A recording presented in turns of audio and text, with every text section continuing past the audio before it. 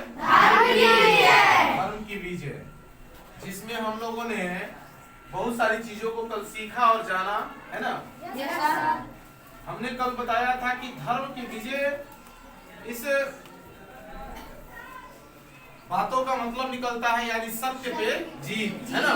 सत्य की जीत जो है हमने कल बताया था, और फिर से कुछ चीजों को हम पुनः आपके सामने कल जो पढ़ाया गया था उसको रिवाइज कर देंगे, ठीक है? कल हम लोग कुछ वंश के बारे में पढ़े थे जिसका नाम आया था पुरुवंश। पुरुवंश के राजा का नाम आया था दुष्यंत, और फिर दुष्यंत के बाद जिसके नाम पर हमारे देश का नाम, और फिर भरत के बाद जिसकी राजधानी हस्तिनापुर, और हस्तिन के बाद किस वंश की बात की गई थी? पुरुवंश। किस वंश की बात की गई थी? जिसमें कि पुरुवंश के बाद उसमें बताया गया था कि ये वंशज किसके कहलाए? कौरव के वंशज कहलाए, है ना? और फिर इसके बाद आपको बताया गया कि विचित्रवीर्य के 2 पुत्र हुए, जिसमें धृतराष्ट्र और पांडु का नाम आया, है ना? इसका आया धृतराष्ट्र और पांडु। इसके बाद जब वो अपने समय के हिसाब से बड़े हुए तो धृतराष्ट्र का विवाह हुआ गंधारी से। किससे हुआ? गंधारी से। और पांडु का शादी कुंती व माद्री से हुआ। यहाँ तक हम लोग शायद कल पढ़े, है ना? अब आगे आज पढ़ेंगे, चीजों को देखेंगे क्या कल पढ़े थे, उसके आगे बढ़ते हैं अगले पैराग्राफ पर। धृतराष्ट्र के 100 पुत्र थे। किसके? धृतराष्ट्र के 100 पुत्र थे जो कौरव कहलाते थे। जो क्या कहलाते थे? धृतराष्ट्र के छोटे भाई पांडु के 5 पुत्र हुए जो पांडव कहलाए। कल इन चीजों को हमने पहले भी कुछ कहा था पांडु के बारे में कि पांडव में कौन कौन था, क्या था, और कुछ कौरव के बारे में भी हम लोगों ने चर्चा किया था, जो कि अभी चीजें वो सामने आ रही है। कह रहे हैं कि जो धृतराष्ट्र के 100 पुत्र थे वो क्या कहलाए? कौरव। और पांडु के जो 5 पुत्र थे वो क्या कहलाए? पांडव और पांडु दोनों अलग चीजें हैं, है ना? आगे ध्यान देना है। पांडवों में युधिष्ठिर सबसे बड़े थे। युधिष्ठिर नाम सुना सा लग रहा है? ये हमारे साहित्य में बातों को कहां से उठाया गया है? महाभारत से, है ना?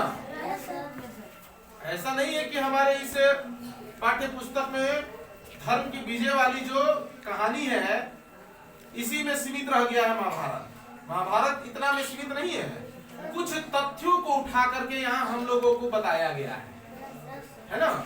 न कि उसकी पूरी चीजों को हमारे इतने ही बातों में व्याख्यात कर दिया गया है, उसको व्याख्या कर दिया गया, ऐसा नहीं है, बल्कि कुछ मुख्य तथ्य हम लोगों के बीच रखा गया है। तो चीजों को सीखना है, अपने जीवन में उतारना है ना? हम अपने जीवन में उन चीजों को क्या करेंगे? उतारेंगे, और उस तरीके से हम खुद को बनाने का प्रयास करेंगे, है ना? साहित्य में जो भी राइटर चीजों को डालते हैं तो कुछ ना कुछ उनका उद्देश्य होता है। आप जैसे विद्यार्थियों को आगे बढ़ने के लिए एक सहायक हो, अच्छी चीजों को जाने, कैसे लोग अपनी बातों को रखते थे, कैसे वो अपने सत्य की विजय के लिए क्या करते थे।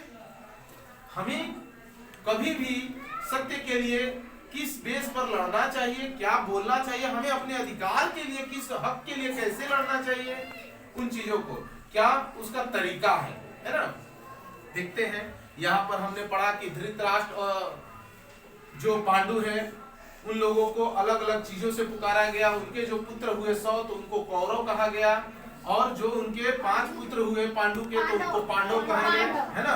और जिसमें कि पांडवों में सबसे बड़े ज्येष्ठ जो उनके पुत्र हुए युधिष्ठिर का, है ना? दूसरे नंबर पर भीम का नाम आता है ना? और अत्यंत बलशाली थे।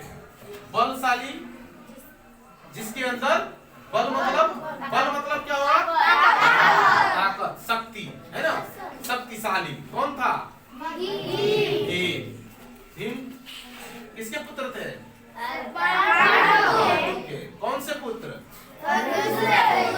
तीसरे नंबर के है ना, युधिष्ठिर से छोटे है ना। आगे देखेंगे, तीसरे महान धनुर्धर और श्री कृष्ण के परम सखा अर्जुन थे। देखिए यहाँ किसका किसका नाम लिया जा रहा है, एक ऐसे व्यक्ति का नाम जो पूरे ब्रह्मांड में उसकी ख्याति मिली, किस नाम से, तो धनुर्धर, यानी धनुर्विद्या में निपुण, धनुष चलाने में और उसकी विद्या में पूरी तरीके से क्या निपुण, यानी चीजों को खूब बढ़िया से सीखे, खूब बढ़िया से जाने, है ना। और उनके परम सखा, यानी उनके जो परम मित्र थे, जिनका नाम आता है श्री कृष्ण का, किसके मित्र थे,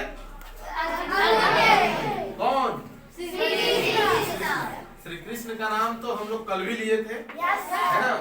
और श्री कृष्ण का नाम तो ऐसे भी महाभारत में बहुत चीजों को बताने के लिए बहुत चीजें उन्होंने अपना उपदेश दिया, गीता का उपदेश दिया, अर्जुन को हर समय संभाले, उनको समझाए, ये धर्म की जीत की जो गाथा थी उनको भी उसमें शामिल किया गया, कैसे आप उनको समझाए, उनको उन चीजों को जहां से उनका ध्यान भटक रहा था उस ध्यान से ला करके सत्य की जीत के लिए उनको प्रेरित करना, ये सारे काम को किसने अंजाम दिया, तो श्री कृष्ण, है ना।